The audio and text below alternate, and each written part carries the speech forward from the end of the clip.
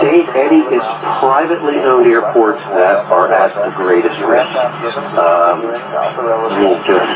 have some interesting numbers here about that. Okay.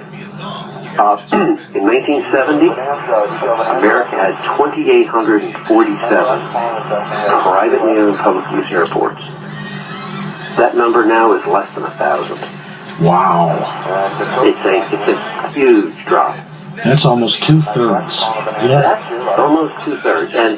And the ones that are remaining are struggling. There are some states that don't have any privately owned public use airports at all. That's amazing. It really is. Now, there's a small piece of good news here, and that's the number of publicly owned public use airports is climbing slightly. And the reason for that is that for every, let's say, half dozen privately owned public use airports that close, one or so may get rescued and purchased by the local governing body or preserved in some way under public ownership. That has happened. I have read several cases about that online and also in AOPA magazine. Them and the EAA are heavily involved with saving airports for obvious reasons. Absolutely. And let me say that EAA and AOPA, if we did not have these organizations in our corner fighting to preserve airports, we would have to invent them. Definitely. Because, in fact, it's AOPA and EAA, and also the state organization, the SAO, that were sponsors of the research here for preservation of public use airports, and also served as guidance counselors, if you will, all through the research on a study oversight panel. EAA and AOPA are fundamental to this. Absolutely.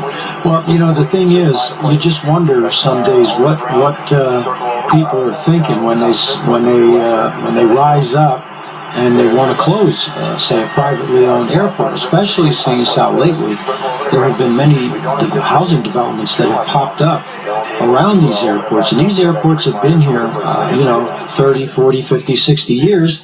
And all of a sudden the public outcry is, well, we can't have this airport anymore. We can't have these noisy airplanes. How do you fight that?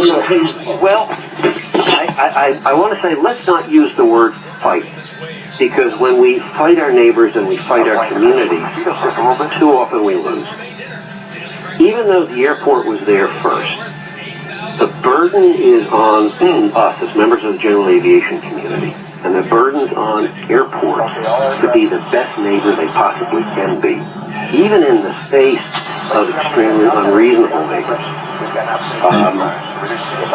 I think that every airport needs to be involved and perceived as being sensitive and concerned about reasonable and legitimate neighbor concerns.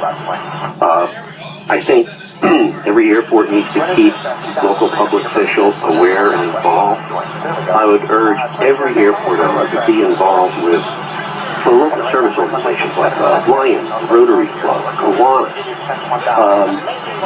Talk to the people in the neighborhood, and when someone calls up with a complaint,